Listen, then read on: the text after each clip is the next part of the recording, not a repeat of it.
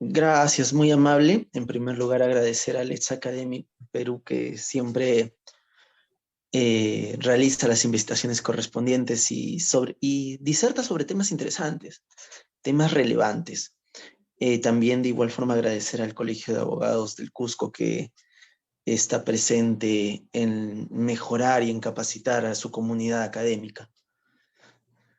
Ahora bien, una vez ya establecido esto, iniciamos con el tema teoría de determinación de la pena. Hemos trabajado en las anteriores conferencias en base a teoría del delito, teoría de la pena, entre otros aspectos relevantes del derecho penal, parte general. En esta oportunidad tal vez nos toca un tema corto porque la teoría de determinación de la pena es relativamente corto, no es tan amplio como la teoría del delito o la propia teoría de la pena, pero viene acá algo muy interesante. La determinación de la pena no es algo muy indagado por los estudiantes de derecho, ni tampoco por los profesionales del derecho. Y no es muy estudiado porque se considera que es muy propio del juez. Se considera que la determinación de la pena es una potestad exclusiva del juez, razón por la cual el abogado o el estudiante no opta por darle mayor énfasis que el básico. Entonces, en esta oportunidad se va a tratar de organizar las ideas de qué es determinación de la pena, cómo es la determinación de la pena y cuál es el procedimiento para determinar la pena. Porque tiene un procedimiento establecido. No es simple ocurrencia del juez o de las partes tomar decisiones sobre la pena a imponerse. Hay ciertos parámetros que se deben decidir. Entonces, bajo esta premisa vamos a trabajar.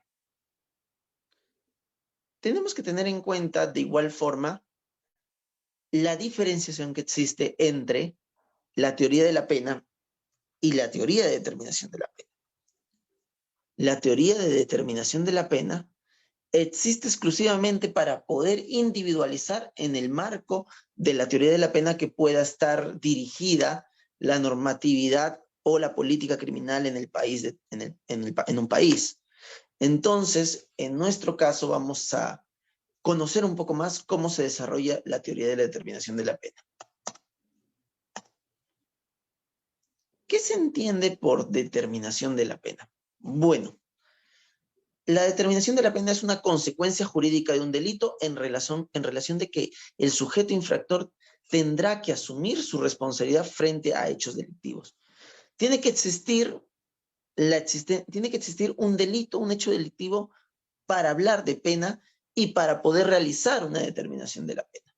Es decir, es una consecuencia del delito. Pero no solamente nos basta con esto. La determinación de la pena tiene una función.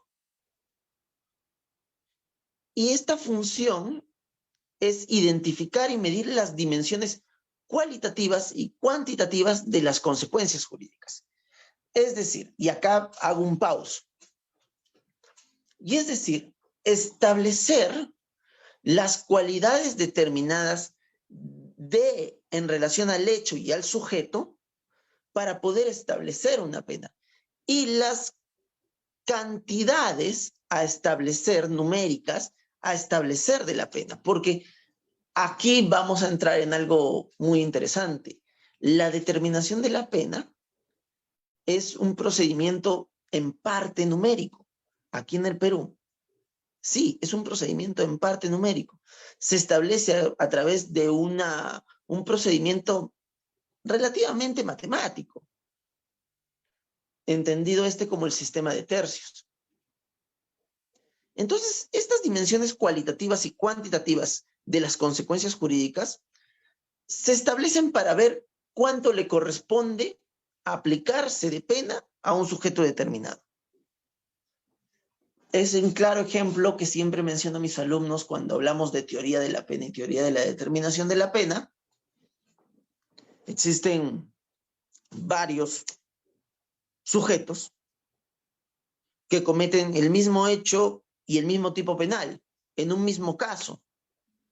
A simple vista, cuando se les menciona esto a jóvenes de cuarto, tercero o quinto semestre, a simple vista ellos piensan que todos tendrían la misma pena. Total, es el mismo hecho, es el mismo caso, son varios sujetos. Pero esto no es así. Es relevante y es parte del derecho penal, parte especial, poder establecer qué pena le corresponde a cada uno de ellos. Poder determinar al sujeto A le corresponde tal pena, al sujeto B le corresponde tal pena y al sujeto C le corresponde tal pena, en la cual no necesariamente los tres van a tener la misma pena, cuantificablemente hablando. Es por eso que se trata de un procedimiento técnico y valorativo de individualización de sanción. Procedimiento técnico, pues como les dije, vamos a trabajar en torno a ciertos aspectos matemáticos y valorativo porque se determina a través de aspectos cualitativos. Es decir, hay una doble dimensión, la dimensión cualitativa, y voy a dando un avance para poder determinar agravantes y atenuantes, y la dimensión cuantitativa para poder establecer cuánto corresponde. Ježek, entonces, nos dice que la individualización judicial de la pena en el juez debería liberarse de los prejuicios personales, las simpatías y las emociones, y orientar su sentencia exclusivamente conforme a criterios objetivos de valoración. No confundir lo que les hablaba de los tres imputados que cometen el mismo hecho, pero no necesariamente los tres tienen que tener la misma pena, no confundirla con lo establecido por Ježek, que nos dice que debemos evitar simpatías o prejuicios personales o emociones para orientar la valoración. La valoración está establecida por criterios objetivos. Y estos criterios objetivos están establecidos en el Código Penal parte general, aproximadamente desde el artículo 45 en adelante del Código Penal. Entonces, desde ya hace un tiempo, se ha extraído de ello como de que la medición de la pena es una cuestión de discrecionalidad judicial, que también puede llevar consigo la comprensión individual, un componente individual del correspondiente órgano aplicador. Entonces, aquí tenemos que tener en cuenta que aún, pese a existir criterios objetivos, y esto resultará para algunos hasta un poco contradictorio, la individualización de la pena sigue siendo una valoración muy individual, muy discrecional por parte de la judicatura. Pero aquí la ventaja es que la discrecionalidad no es una discreción abierta entre todo un ratio de pena, porque vamos a conocer que existe un ratio de pena. El principio de una pena y el final de una pena, un lapso de tiempo determinado. La ventaja de esto es que si bien hay una discrecionalidad judicial, no es todo el tiempo de la pena, es solamente una parte. Pues esta pena se fracciona bajo un cálculo matemático, como venía diciendo. Silva Sánchez nos dice que la individualización de la pena debe canalizarse por vías dogmáticas. Entonces, la teoría de determinación de la pena debe manifestarse en una dimensión cuantitativa o de grado de un sistema de la teoría del delito. El aspecto cuantitativo de la pena viene íntimamente enlazado a la teoría del delito y a establecer qué tipo penal es el que se está cometiendo. Y no solamente establecer qué tipo penal, les comentaré, sino establecer todo lo relacionado al tipo penal. Hay muchos aspectos que pueden ir de la mano para poder individualizar una pena. Y ya lo vamos a ver a través de los atenuantes privilegiados y agravantes cualificados. Bajo estos conceptos conversados, podemos ya ir acercándonos a la normatividad peruana. En el Perú, aproximadamente, ya ha pasado varios años en realidad, más de 5, 6, 7 años, me parece, se estableció un sistema en el cual se puede determinar la pena a través de un cálculo matemático. La ley 30.076 establece también la determinación de la pena en el Código Penal a través de un sistema llamado sistema de tercios, que divide a la pena en tres segmentos y que permite evaluar la pena a través de la existencia de atenuantes y agravantes. Se trata entonces de un procedimiento técnico y valorativo a cargo del juez. El magistrado es quien determina la pena. Como les venía diciendo, el magistrado es quien determina la pena. Por eso algunos abandonan mucho la existencia de la teoría de la pena porque dicen que le corresponde al magistrado. Pero esto, si bien en parte es cierto, el conocimiento de la determinación de la pena es importante para un abogado a fin de poder conocer qué pena se le puede imponer a un sujeto determinado, a fin de poder establecer mecanismos alternativos de solución, como son las TA o las conclusiones anticipadas, en las cuales se va a poder evaluar posibles penas. Y es más, el sistema de determinación de la pena permitiría o ayudaría al abogado a conocer con mucha más facilidad la prognosis de la pena que se puede establecer en una prisión preventiva como segundo elemento de la prisión preventiva. Entonces, la determinación de la pena tiene funciones más allá que la propia del juez de determinar la pena por su simple razón de emitir una sentencia condenatoria. Entonces, para que exista una determinación de la pena, tiene que haber una pena, tiene que haber un hecho probado, es decir, un proceso penal en la cual se ha establecido que alguien ha cometido un delito determinado y que pueda ser ejecutable esta sanción penal. Entonces, vamos a pasar a las etapas para la determinación de la pena. Y a diferencia de otros procedimientos, las etapas para la determinación de la pena son muy sencillas. Muy sencillas. Consta de 2 etapas. La primera etapa, la identificación de la pena básica.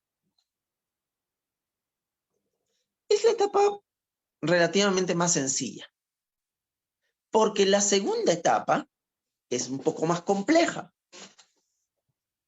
Hablamos de la segunda etapa cuando llega el procedimiento de individualización de la pena, propiamente dicha.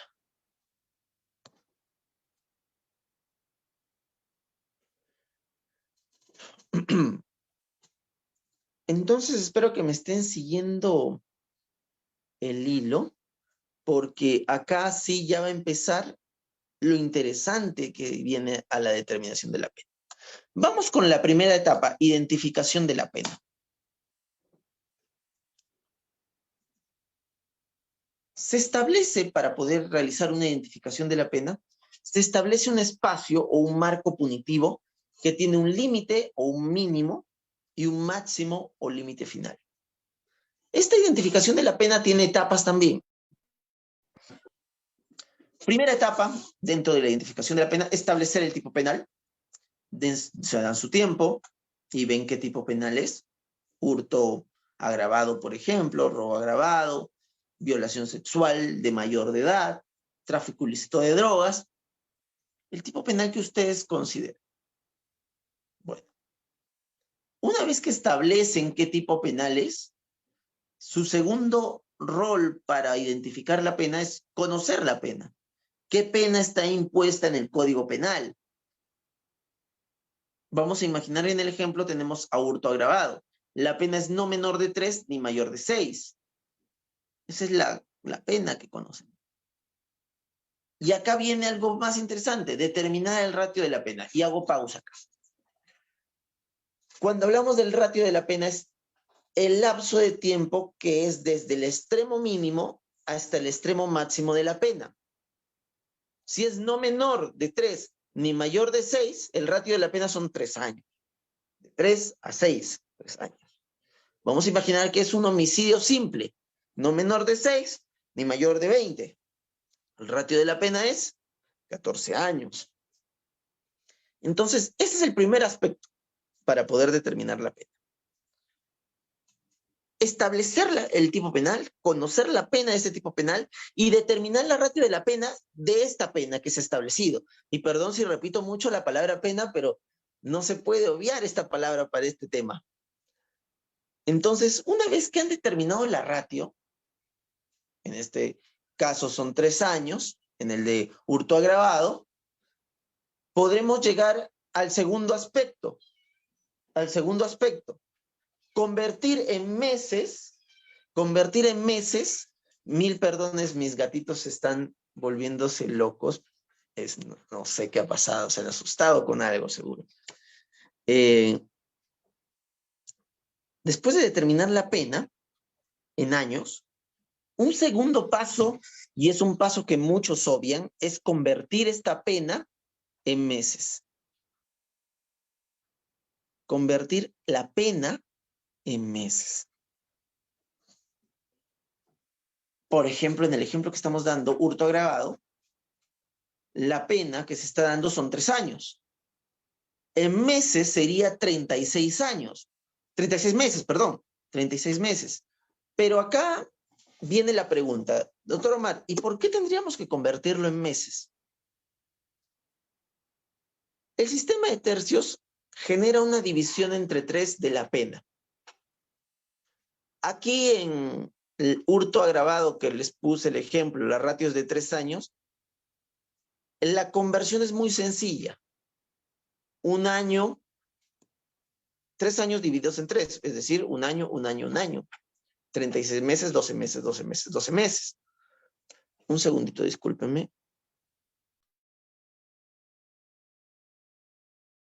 Ya. Convertido en 36 meses. Pero acá viene algo muy interesante. Existen casos en los que la pena es mucho más compleja y no es tan fácil la división en años. Por ejemplo, vamos a poner el ejemplo del hurto simple. Si estamos entre no menor de 6 ni mayor de 20, la ratio de la pena son 14 años. ¿Cómo divides 14 años? ¿Cómo divides 14 años? ¿Qué? 4.6, 4.3, 4.4. Razón por la cual lo tienes que hacer, convertir la pena en meses. Es decir, 14 por 12.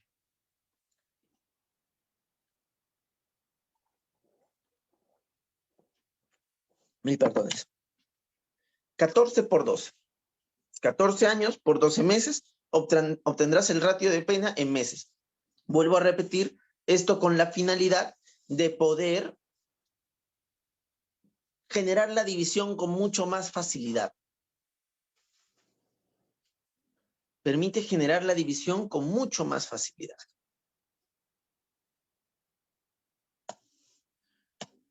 Perdón. Una vez que identificamos la pena de esta forma, establecemos tipo penal, conocemos la pena, determinamos el ratio de la pena en meses, nos vamos al punto importante, la individualización de la pena.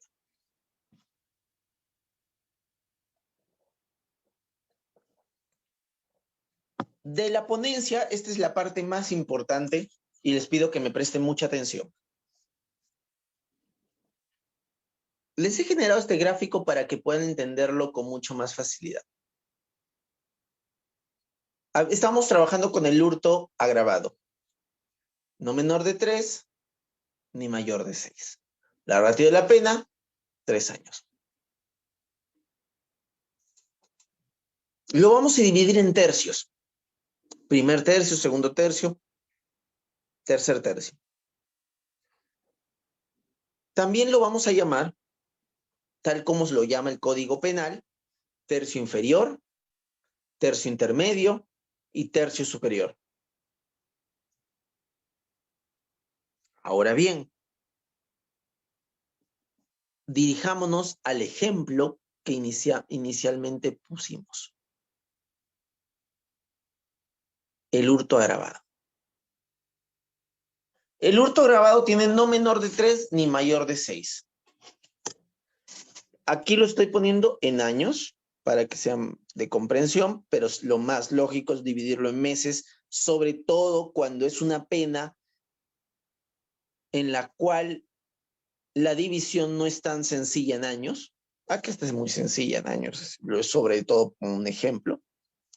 El primer tercio o el tercio inferior es de 3 a 4 años. El segundo tercio es del 4 a 5 años y el tercer tercio es de 5 a 6 años. Para que tengan una idea entonces y puedan hacer la división correctamente, el ratio de la pena es 1 día a 1 año. El segundo ratio de la pena es de 1 año y 1 día a 2 años. Y el tercio superior es de 2 años y 1 día a 3 años. ¿Por qué le aumento 1 día? Porque recuerden que la pena es no menor a 6. Eso significa que su tope máximo es 6. 6 y 1 día ya está por encima del tercio superior.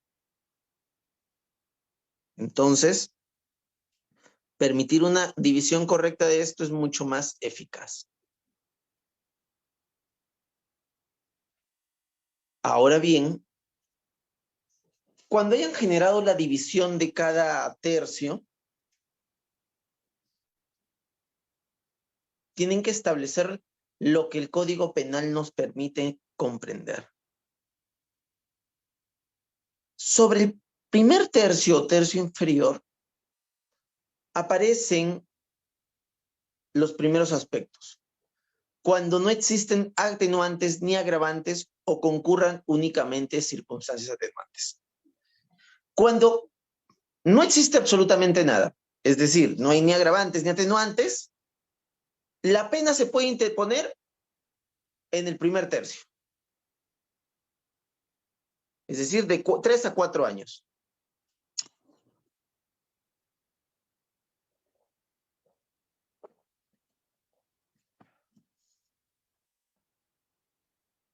También cuando solo concurren atenuantes, también en el primer tercio. Pero aquí hay que hacer una tingencia muy interesante. Cuando hablamos de atenuantes y agravantes, estamos hablando de atenuantes y agravantes genéricos. Atenuantes y agravantes genéricos. Y ahora vamos a entender la diferencia. El artículo 46 te da atenuantes y agravantes genéricos. También se puede establecer en un segundo tercio cuando concurran circunstancias de agravación y atenuación a la vez. Es decir, en el tercio intermedio. Y cuando concurran únicamente circunstancias agravantes genéricas, en el tercio superior.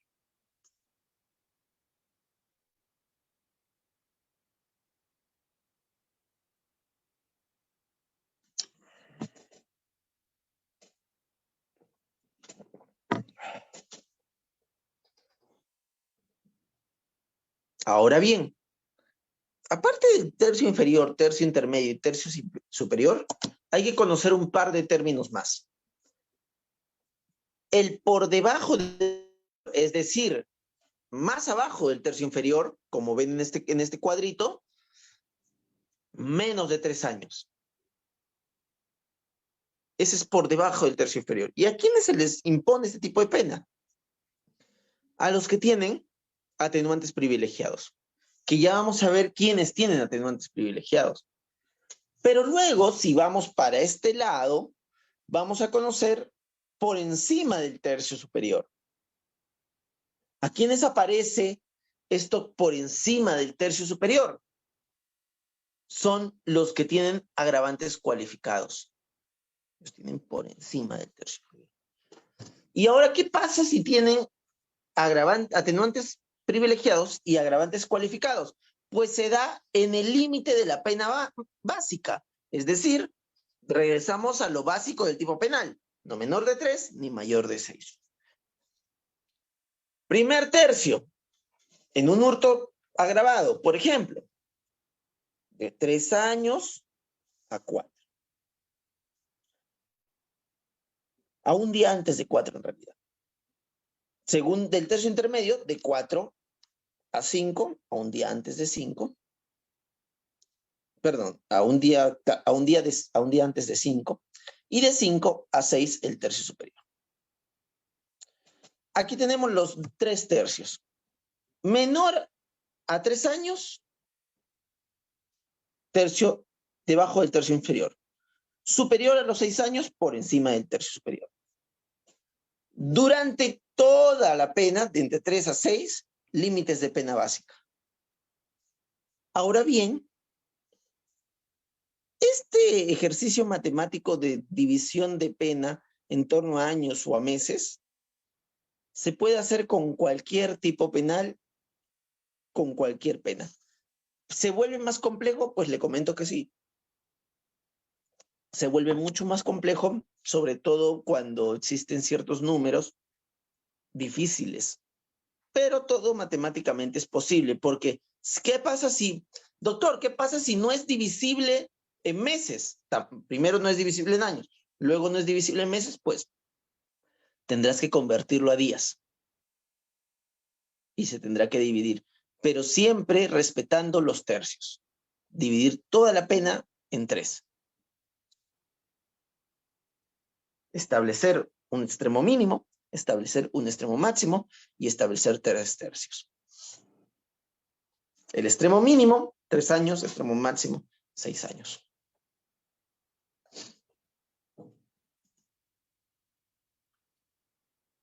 Ahora bien,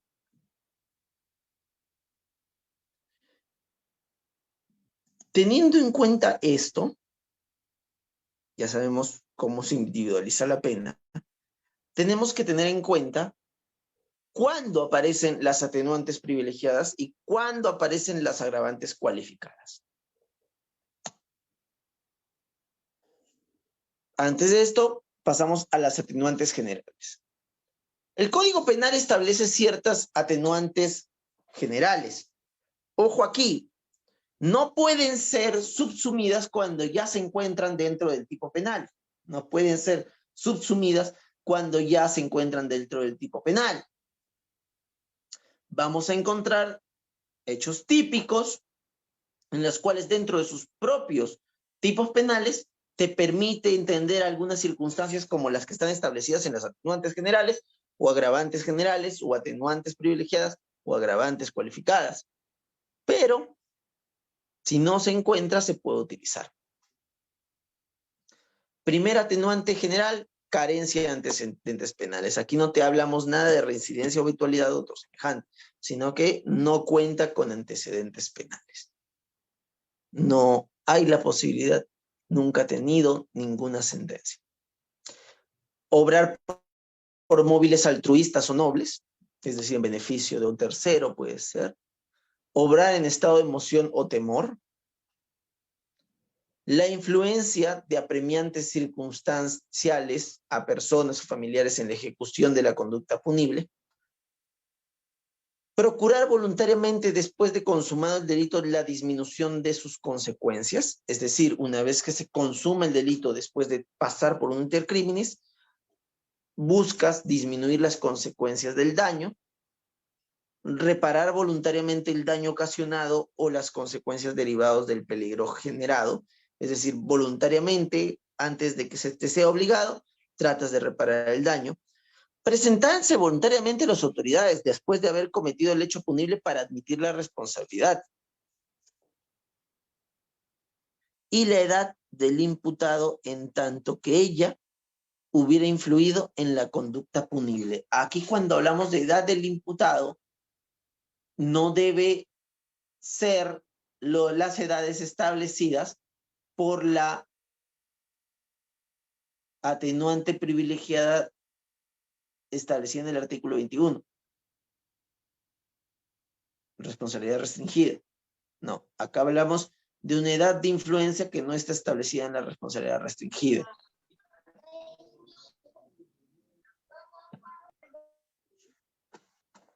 Ahora bien, también aparece, tal como aparecen los atenuantes generales, aparecen las agravantes generales. Son las agravantes genéricas que permiten establecer la determinación de la pena. Miren, regresamos a este cuadrito. Estamos hablando de este ratio, del ratio dentro de los límites de la pena básica, es decir, de 3 a 6. Esto cuando solamente aparecen atenuantes o no existen agravantes ni atenuantes, tercio inferior, cuando concurran circunstancias agravantes o atenuantes, tercio intermedio, cuando ocurran circunstancias agravantes, tercio superior. En esos casos se establecen por este tipo de atenuantes generales y agravantes generales. ¿Qué agravantes generales conocemos? Ejecutar la conducta punible sobre bienes o recursos destinados a actividades útiles común a la satisfacción de las necesidades básicas de la colectividad, ejecutar conductas punibles sobre bienes o recursos públicos, ejecutar conductas punibles por motivo abyecto, fútil o mediante precio o recompensa. Por ejemplo, aquí miren, acá hay algo interesante, no debe estar inmerso en el tipo penal, eso tienen que tener muy en cuenta.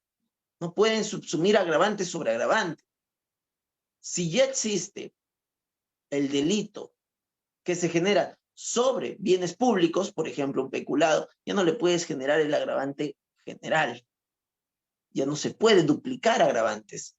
O ya no se puede aumentar como agravante algo que le pertenece al tipo penal. No sé si me dejo entender. Un delito contra la administración pública ya está subsumido por caudales o efectos del Estado, parte del tipo penal. Ya no pueden generar agravantes como este sobre bienes o recursos públicos. Ejecutar el delito bajo móviles de intolerancia, discriminación, origen, raza, sexo, orientación sexual, religión, identidad de género, factores genéticos, filiación, edad, discapacidad, idioma, identidad étnica, cultural, indumentaria, opinión, condición económica o de otra índole. Cualquier tipo de discriminación. Emplear en la ejecución de la conducta punible medios cuyo uso pueda resultar peligro común, ejecutar la conducta punible mediante ocultamiento con abuso de la condición de superioridad sobre la víctima o aprovechando circunstancias de tiempo, modos, lugares que dificulten la defensa del ofendido o la identificación del autor. Hacer más nocivas las consecuencias de la conducta punible, realizar la conducta punible abusando del agente de su cargo, posición económica, formación, poder, oficio, profesión, la pluralidad de los agentes que intervienen. Acá les pongo otro ejemplo. Imaginemos un robo grabado por pluralidad de agentes. Es decir, el agravante que pertenece al tipo penal es la pluralidad de agentes. Ya tiene un agravante propio en el tipo penal. Ya no pueden aumentar este agravante genérico porque ya hay inmerso un agravante propio del tipo penal. No pueden agravar sobre el agravado. Esa es la palabra. También podemos hablar de ejecutar la conducta punible valiéndose de un imputable, o cuando la conducta punible es dirigida o contenida total o parcialmente, o cometida total o parcialmente, desde el interior de un lugar de reclusión, un penal. Cuando se afecta el ecosistema, entre otros. Estos atenuantes generales y agravantes generales, los agravantes y atenuantes generales, son para establecer la pena dentro de los tercios, dentro del primer tercio, segundo tercio y tercer tercio. Ahora, ¿qué es cómo pasamos los tercios, cómo superamos o vamos por encima del tercio superior y cómo rebajamos por debajo del tercio inferior? También hay sus métodos. Y para esto tenemos que llegar a los atenuantes privilegiados. El artículo 21 del Código Penal, responsabilidad restringida, es decir, el sujeto se encuentra en una edad entre 18 a 21, por ejemplo. La confesión sincera, un atenuante privilegiado. El error de prohibición vencible, que seguro lo han visto cuando vieron teoría del delito. El error culturalmente condicionado, también parte de la teoría del delito. Cuando el hecho queda en tentativa, es decir, no cumplió todo el iter criminis, no llegó a la etapa de consumación. El desistimiento voluntario, diferente a la tentativa. La complicidad secundaria, que esto es parte de la teoría de autoría y participación. El cómplice secundario, el que no es necesario. Y también, y esto es interesante, los casos en los que el artículo 20 no se puede establecer de forma cabal alguno de los elementos necesarios para desaparecer la responsabilidad. El artículo 20 permite desaparecer la responsabilidad. Por ejemplo, tenemos la legítima defensa, el estado de necesidad y ciertas excusas determinadas por este artículo. Pero muchas veces no se tiene a cabalidad todos los presupuestos determinados para ciertos incisos del artículo 20, por ejemplo, la legítima defensa. A veces no se materializa una legítima defensa absoluta, perfecta. Cuando sucede esto, puede aparecer como atenuante privilegiado. Por otro lado, tenemos también los agravantes cualificados. Si retrocedemos al cuadrito, los atenuantes privilegiados son por debajo del tercio inferior. En el ejemplo del hurto agravado, menor de 3. Y los agravantes cualificados se encuentran por encima del tercio superior, es decir, por encima de 6 años. ¿En qué casos aparecen los agravantes cualificados? Bueno, aparecen en ciertos sucesos o ciertas formas de agravantes, como las condiciones propias del sujeto activo, como la reincidencia y habitualidad, que fue un hecho muy, muy interesante que apareció para nuestro sistema penal y ya está inmerso en la parte de la determinación de la pena. Y algunos piensan que los agravantes cualificados se centran exclusivamente en la reincidencia y habitualidad. También se centran en la posibilidad de uso de menores para la comisión de delitos en ciertos casos determinados por el artículo 46, el abuso de parentescos para cometer el delito, cuando se comete delito continuado o cuando existe un concurso real de delitos. Es decir, en ciertas circunstancias donde la pena supera la pena mayor establecida por la conducta penal, por el tipo penal, aquí estaremos frente a un agravante cualificado. La posibilidad de aumentar la pena por encima de la pena establecida en el tipo penal. Entonces, les aconsejo que memoricen la idea de este cuadro, hagan el ejercicio con diferentes penas, haciéndolo unas 5 veces con 5 delitos distintos, ya les va a quedar completamente en la mente memorizado.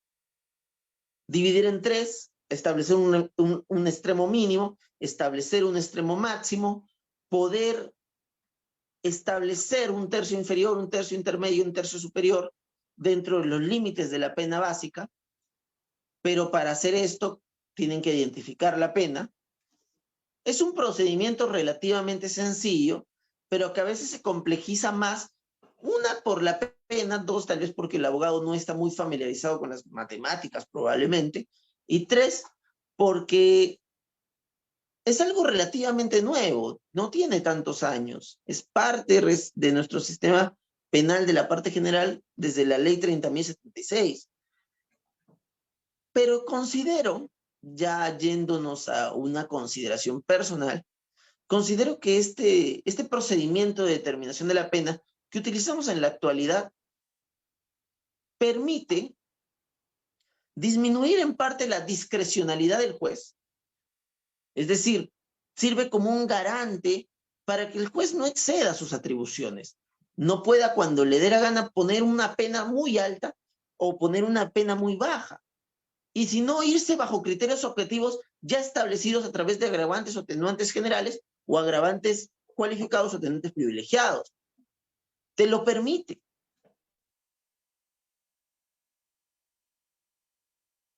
Tiene que ir de la mano la individualización de la pena con el principio de proporcionalidad. Es importante unirse al principio de proporcionalidad para poder establecerla. Y no solamente nos hablamos del principio de proporcionalidad. El Código Penal nos permite presupuestos para fundamentar y determinar la pena. Presupuestos en los cuales se basan todos estos atenuantes generales, agravantes generales, atenuantes privilegiados y agravantes cualificados. Presupuestos tales como la carencia que hubiese sufrido el agente o el abuso de su cargo, la posición económica, la formación, el poder, el oficio, la profesión o la función que ocupe. Es el primer presupuesto para poder fundamentar y determinar la pena. El interés de la víctima, de su familia o de las personas de que ellas dependan, así como las afectaciones de sus derechos, y considerando especialmente la vulnerabilidad y la cultura y las costumbres.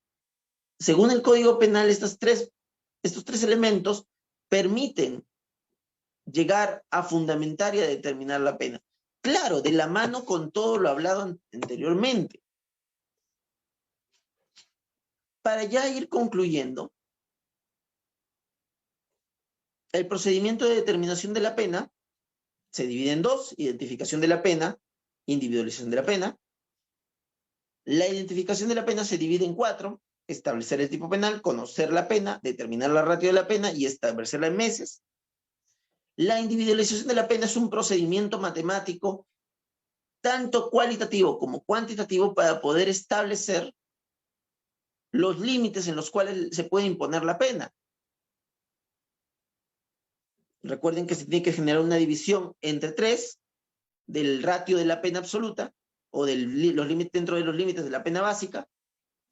Esta división entre 3 se puede hacer por años. Si no se puede hacer por años, pueden convertirlo a meses, que es mucho más sencillo, y a veces hasta tendrán que convertirlo a días. También recordar los términos tales como debajo del tercio inferior o por encima del tercio superior cuando hay atenuantes privilegiadas o agravantes cualificadas. Recordar que tenemos atenuantes generales y agravantes generales, pero estos no se podrán usar cuando el propio tipo penal tiene inmerso estos aspectos, o cuando el propio tipo penal tiene agravantes del tipo penal, como el robo agravado. Tiene sus propios agravantes. Dentro de estos agravantes tenemos multiplicidad de agentes.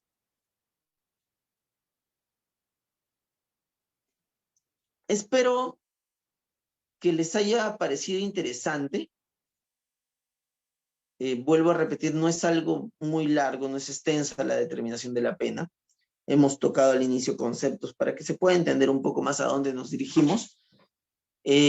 Doctor, ¿se puede hacer alguna investigación sobre determinación de la pena? Claro que sí. Una evaluación de la funcionalidad del sistema de tercios sería muy interesante. Evaluar también la utilización de los atenuantes generales y agravantes generales actualmente en el proceso penal y en la determinación de la pena. Les comento algo interesante. Leí una investigación muy interesante que llegaba a una propuesta también súper interesante y decía que obligatoriamente, y bueno, no lo dice textual, pero es lógico bajo preceptos constitucionales que tiene que haber motivación para la determinación de la pena. Pero debería haber un estadio dentro del juicio oral para poder hacer un debate de la pena y de la determinación de la pena, cosa que no existe.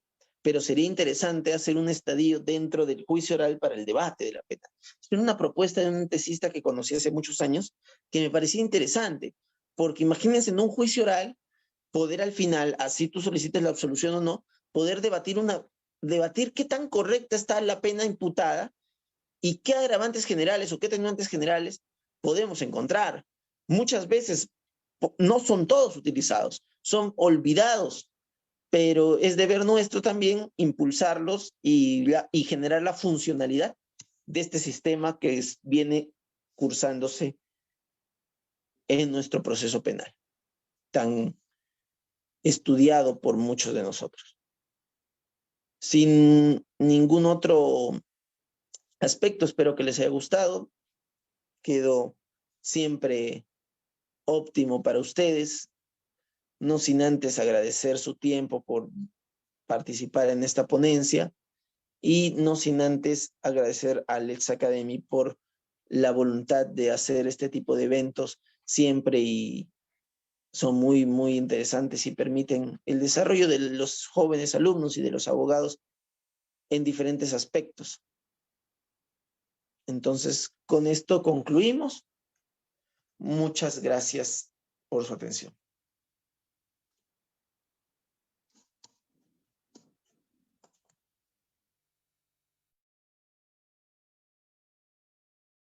Muchas gracias a usted, doctor.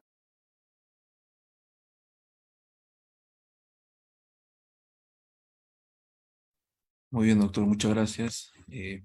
Si alguien desea hacer alguna pregunta, bueno, sería, creo, la oportunidad. Si no, voy a aprovechar yo también para agradecerle de parte del Colegio de Abogados del Cusco, de su decano, el doctor Manuel Herrado, por acompañarnos y también esperemos que no sea la última vez, doctor, y seguir compartiendo estos temas tan relevantes del derecho procesal penal. Y de parte de nuestra institución, Lex acá en Perú también, doctor, por acompañarnos el día de hoy.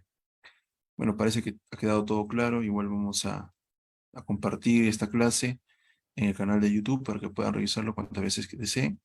Y bueno, doctor, si tuviera algunas palabras finales ya para ir cerrando la sesión de hoy. No, solamente agradecer a las participantes del Let's Academy que siempre están aquí y a los jóvenes que nos ven por Facebook. He compartido a través del Facebook con mis alumnos de la Universidad Privada de Tacna, que siempre están muy atentos a la plataforma de Facebook de Let's Academy, que siempre me comentan que hay muy buenos eventos en el derecho penal y en derecho constitucional y siempre felicito a esta institución.